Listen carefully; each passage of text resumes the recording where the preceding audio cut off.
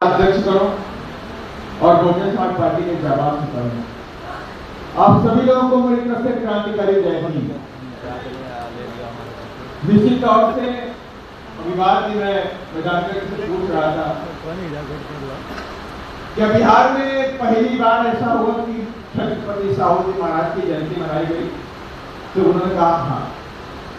मैं दावे के साथ में कहता हूँ आज यहाँ पर जितने भी लोग बैठे हैं वहाँ 50% हमारे ओबीसी और अक्षर समाज के भाई लोग भी बैठे हुए बहुजन समाज पार्टी के कार्यकर्ताओं के साथ, और इस बात की तस्दीक भी करी है हमारे शंभू पटेल जी।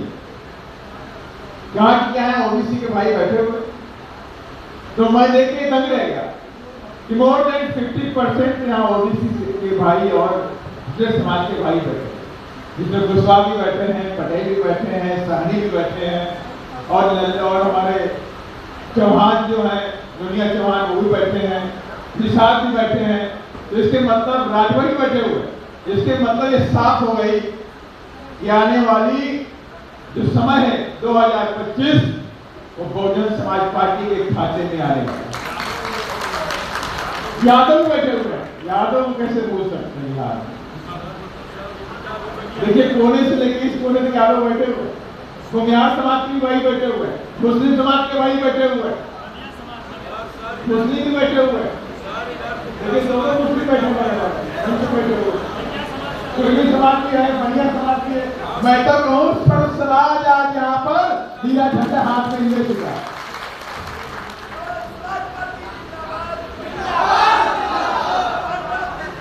नाई समाज नाई समाज के भी भाई बैठे हैं, पूरी समाज के भाई भी बैठे हुए हैं। यह है मेरा बहुजन समाज। और आज बहुजन समाज ने ठान लिया है कि 2025 ये नीला झंडा हाथी निशान बिहार की विधानसभा में लहराने का है, और उसी की तैयारी चल रही थी।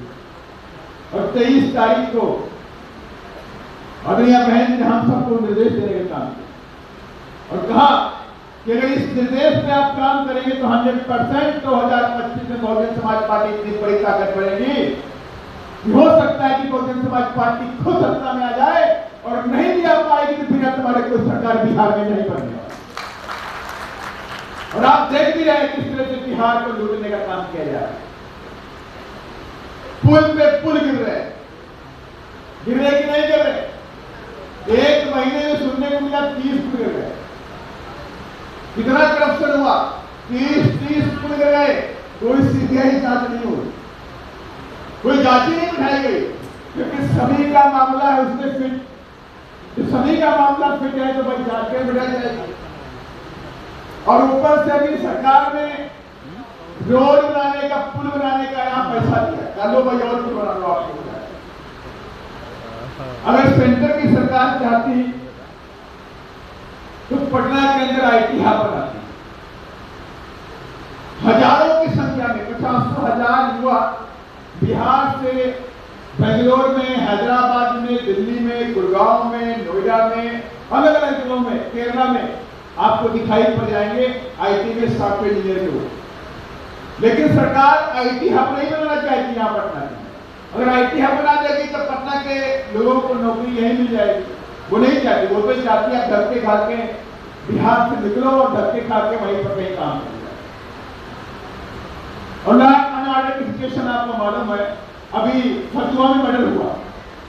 फतुआ में जो मर्डर हुआ, क्या नाम था? वीरेंद्र दास का मर्डर हुआ। और वीरेंद्र दास के मर्डर से पहले वहां पर पुलिस का एक नुमाइंदा उस हत्यारे के साथ में बैठ के शराब पीता है। आप समझ लीजिए क्या है। वीरेंद्र दास की हत्या कर दी जाती है और उसके घर वालों को धमकाया जाता है कि अगर तुमने जबान खोल दी तो तुम्हारे बच्चों की खैर नहीं। परिवार डर जाता है, परिवार सहमा डर जाता है, जबान नहीं खोल पाता। हमारी टीम वहां पहुंची, प्रदेश अध्यक्ष जी पहुंचे, अनिल जी पहुंचे, पूरी टीम हमारी पहुंची वहां। घर वाले डर रहे थे, बता नहीं पा रहे थे मैं कैसे बताऊंगा। उसके बाद घटना घटी मधुबनी के अंदर, एक बच्ची के साथ बलात्कार किया गया। रात में 11 बजे उसकी लाश को दफना किया गया। दबंगों ने दफना किया उस बड़ी बॉडी को। लेकिन जब पुलिस खबर लगी रात में, तब जाके बड़ी मुश्किल से पुलिस पहुंची और शायद 3 बजे रात में उसकी बॉडी को निकाला। ये बिहार है, ये कुशासन है, ये सुशासन नहीं, नीतीश कुमार जी का कुशासन है। अरे आप संभाल नहीं सकते गद्दी को तो छोड़ दो, आप रिटायरमेंट का समय आ गया, अब तो रिटायर हो जाओ। कब रिटायरमेंट होगा? सरकारी नुमाइंदा रिटायरमेंट होता है 60 साल में, 62 साल में, और आप भी खींचे जा रहे, मुझे नहीं आ रहा कैसे करें। हमारे तमाम वरिष्ठों ने बात रखी, विचारधारा की बात रखी, छत्रपति साहू जी महाराज के कामों की बात करा, शिक्षा के बारे में बात रखी गई, फ्री एजुकेशन फॉर ऑल, ये बात किसने बोली? ये बात महात्मा ज्योतिबा फूले ने बोली थी हंटर कमीशन के सामने। कहा इस देश के अंदर फ्री एजुकेशन होनी चाहिए फॉर ऑल, ये हमारी मांग है, अंग्रेजों से की। और उसी का पार्ट संविधान में आपको 21A, आर्टिकल 21A दिखाई पड़ता है। 6 साल से लेकर 14 साल तक के बच्चों की शिक्षा इस देश में फ्री दी जाएगी। लेकिन क्या आपको मिलती है फ्री? कहीं कोई शिक्षा फ्री नहीं। अभी बजट आया है आपके सामने,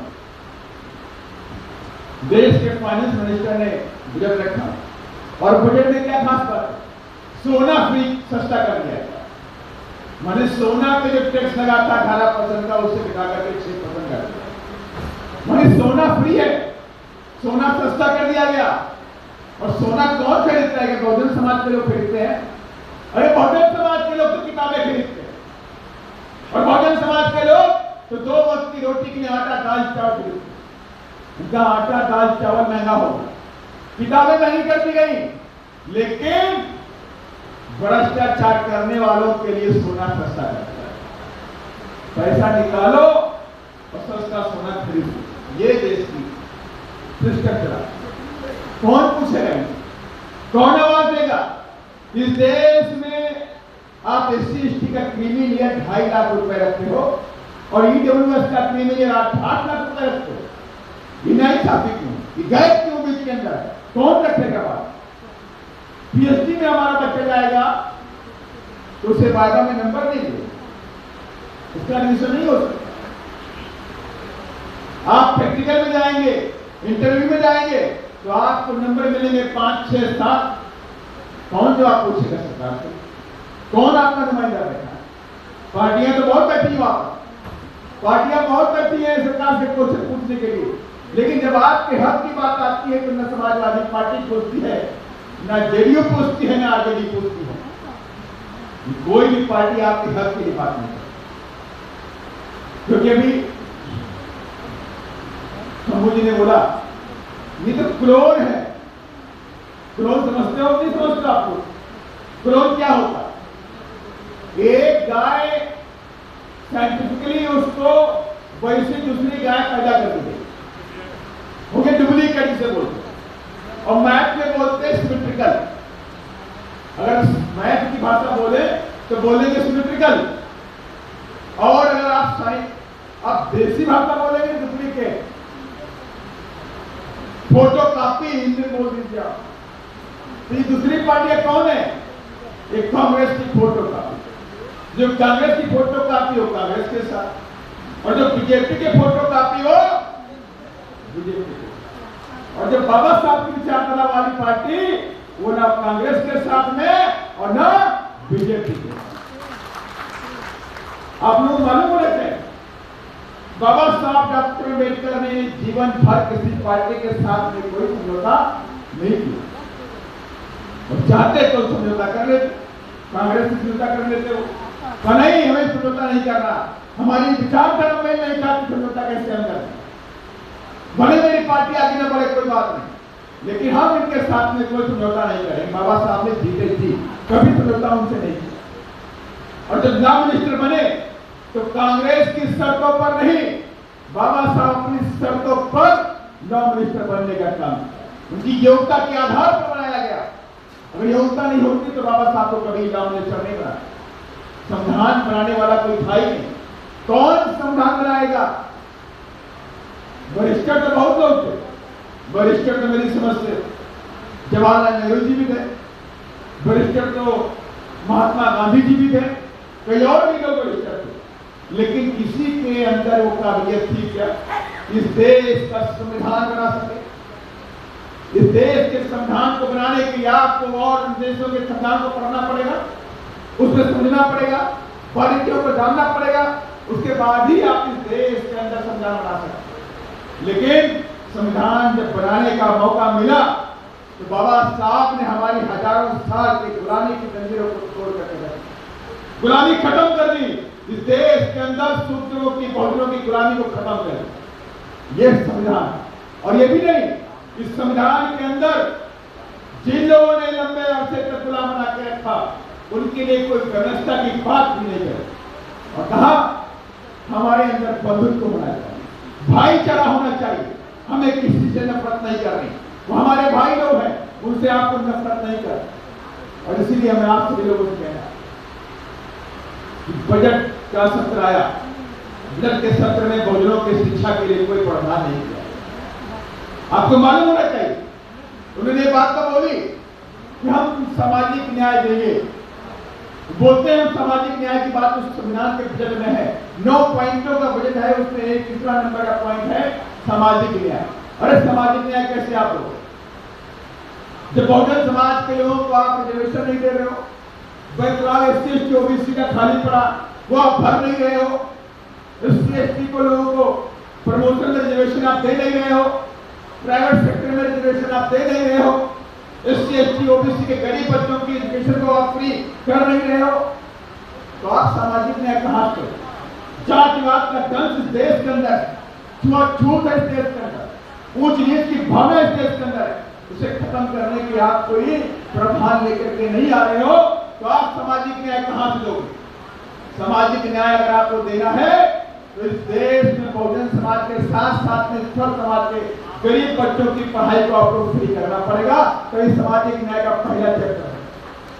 और दूसरा चैप्टर होगा जब एक बच्चा पढ़ लिख जाएगा तो उसके लिए नौकरी की व्यवस्था भी आपको करेंगे, नौकरी आप देनी पड़ेगी और आप आउटसोर्सिंग से नौकरी लेकर के आए, सारी भर्तियां आउटसोर्सिंग से की जाएंगी और आउटसोर्सिंग से की जाएंगी, लेकिन उसमें भी आपको रिजर्वेशन नहीं मिल रहा, उसमें भी आपको रिजर्वेशन नहीं मिल रहा, तो आखिर आपके बच्चे पढ़ लिख कर जाएंगे कहां?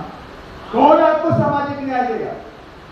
सामाजिक न्याय को संविधान का पहले प्रेम्बल में लिखा, बाबा साहब ने न्याय की बात करी, justice divide equality and friendly की बात करी। जस्टिस में बाबा साहब ने कहा मैंने तो न्याय राजनीतिक न्याय दे दिया, अभी आर्थिक न्याय और सामाजिक न्याय देना भी बात समझ लीजिए कितना बड़ा माहौल बनाते हैं ये लोग। सामाजिक न्याय, सामाजिक न्याय, देश को 75 साल हो गए आजाद हुए, लंबे अरसे तक कांग्रेस ने भी राज किया, अब भारतीय जनता पार्टी नहीं कर रही है, लेकिन दुर्भाग्य की बात देखिए कि संविधान के पहले प्रेम्बल के पॉइंट को आज तक देश में पूरा नहीं किया गया और आज सभी पार्टियां फिर बोल रही है कि हम सामाजिक न्याय देंगे, सामाजिक न्याय देंगे। अरे क्या सामाजिक न्याय? अगर तुम्हें कुछ सीखना है तो उत्तर प्रदेश की सरकार में 2007 से 12 के बारे में देखिए, उन्हें अध्ययन करें, जाकर के अध्ययन करो कि किस तरह से आदरणीय बहन जी जब मुख्यमंत्री थी 2007 से 12 के बीच में इस देश में उत्तर प्रदेश के बहुजन समाज के लोगों को सामाजिक न्याय देने का काम मैंने किया, पूरी तरह से सामाजिक न्याय दिया, चाहे एससी का हो, चाहे एसटी का हो, चाहे ओबीसी का हो, चाहे किसी समाज का महापुरुष हो उसको भी सम्मान देने का काम किया कि नहीं किया? रिजर्वेशन के साथ रिजर्वेशन भी दिया, नौकरी भी दिया, ठेकेदारी में रिजर्वेशन दिया, ठेकेदारी में रिजर्वेशन देने वाला पहला राज्य उत्तर प्रदेश बना, किसी भी प्रदेश में आज तक ठेकेदारी में रिजर्वेशन नहीं दिया। शिक्षा को फ्री किया गया, एससी एसटी ओबीसी की गरीब बच्चों की शिक्षा को फ्री किया गया और मैंने कहा आप पढ़ाई करो, फीस की टेंशन मत लेना, तुम्हारी बहन मुख्यमंत्री है, फीस मैं भरूंगी, आप पढ़ाई करते जाओ। ये सामाजिक न्याय होता है और जातिवाद की खाई को खत्म कर दिया उत्तर प्रदेश के अंदर। जातिवाद नहीं था उधर, बड़ी बड़ी मीडिया घराने, देश विदेश के अखबार, रिसर्च लोग लिख रहे थे कि उत्तर प्रदेश में 2007 से 12 की बीच में सरकार आई, उसने सामाजिक खाई को पाटने का जो सामाजिक खाई बनी हुई थी अपर कास्ट में एससी एसटी ओबीसी के बीच में, उस सामाजिक खाई को पार किया जाए। मेरे आंखों के सामने की बात, जो लोग हमारे घर में चाय नहीं पीते थे, वो लोग आ करके हमारी थाली में साथ में खाया था। अब आप समझ लीजिए सामाजिक, अब समझ लीजिए सामाजिक खाई किसने खत्म कर दी। ऐसे नहीं होता। अगर आपके अंदर दृढ़ इच्छा शक्ति है कि इस बात को करना है और ये अन्याय को खत्म करना है, तो आप खत्म कर सकते हैं। अब आप सोचते ही नहीं है कि एससी एसटी के लोगों का भला करना, बस वोट की राजनीति करना, वोट के समय एससी एसटी के बारे में बात करना, इनके बारे में लंबी चौड़ी बातें कर दो, एससी एसटी के लोग खुश हो जाएंगे और ये आपको वोट करेंगे। लेकिन इस बातों को हमें बताना पड़ेगा। आज जो मेरे बहुजन समाज के जाबाज कार्यकर्ता यहाँ बैठे हुए, मुझसे बोलना बताता क्या कहा। अभी आपने कई लोगों ने बारे पढ़ा, एससी एसटी का जो फंड था मध्य प्रदेश की सरकार ने और कर्नाटक की सरकार ने, पहले कांग्रेस की सरकार दिल्ली के अंदर थी, स्वर्गीय शीला दीक्षित जी मुख्यमंत्री थी। एससी एसटी का जो हजारों करोड़ का जो फंड था, उस फंड को कॉमनवेल्थ गेम में खर्च कर दिया। माने कि जो पैसा एससी एसटी के ऊपर खर्च होना था, उनकी पढ़ाई पर, उनकी लिखाई पर, उनकी नौकरी में, उनके विकास करने पर, वो पैसा कॉमनवेल्थ गेमों में खत्म किया है। और अभी फिर क्या हुआ, ये 2024 चल रहा, 2024 के अंदर मध्य प्रदेश की सरकार ने, कर्नाटक में कांग्रेस की सरकार है और मध्य प्रदेश में बीजेपी की सरकार है। इन दोनों सरकारों ने क्या किया, एससी एसटी डेवलपमेंट का जो फंड था, उस फंड को मध्य प्रदेश की सरकार ने काऊ वेलफेयर, माने गाय का वेलफेयर, गाय के उत्थान के लिए पैसा, एससी एसटी पैसा जो एससी एसटी के बच्चों में पढ़ाई पे खर्च होना चाहिए था, जो उनके विकास के लिए खर्च होना चाहिए था, जो उनको वजीफा मिलना चाहिए था, जो हॉस्टल में पैसे फ्री मिलने चाहिए थे, वो सारा पैसा मध्य प्रदेश की बीजेपी सरकार ने गाय पे खर्च कर दिया। गाय की तरफ विभाग बनाया और गाय के कार्य के लिए, गाय के पार्क के लिए, गाय के डेवलपमेंट के लिए खर्च कर दिया। माने कि आपकी जो वैल्यू है गाय से भी नीची है। इतनी गंभीर बात नहीं, आपकी जो वैल्यू है वो जानवरों से भी नीची आज ये लोग मानते हैं। और इसीलिए आपका जो पैसा संग्रहने का पैसा था, उस पैसे को गाय वेलफेयर में खर्च करने का किया। और कर्नाटक सरकार कौन है, कर्नाटक में कांग्रेस की सरकार है। मैं दोनों पार्टियों के बारे में बता रहा हूं। ये कर्नाटक की सरकार किसकी है, कांग्रेस की सरकार। और कांग्रेस ने भी क्या किया, एससी एसटी का जो फंड था उसको भी अलग अलग मदों में, डेवलपमेंट में खर्च कर दिया, लेकिन एससी एसटी के डेवलपमेंट में नहीं खर्च। ये कौन पूछेगा, बड़ी सवाल होगा। जब आप कमजोर हो जाएंगे, बहुजन समाज पार्टी कमजोर हो जाएगी, तो कौन उनसे क्वेश्चन करेगा। मैं देख रहा हूं सत्र चल रहा है और सभी के सामने न्यूज आई हो, सारी पार्टियों ने जाना भी है कि एससी एसटी का जो फंड है ट्रांसफर किया गया, बीजेपी ने किया, कांग्रेस ने किया, लेकिन किसी भी सांसद ने एससी एसटी के मामले को सरकार से क्वेश्चन नहीं किया। लेकिन मैं आपसे कहना चाहता हूं, मैं बहुजन समाज पार्टी का जाबाज सिपाही हूं और कल करता हूं, और हमारे बहन का सिपाही हूं, और मैं उनसे क्वेश्चन करने का काम करूंगा।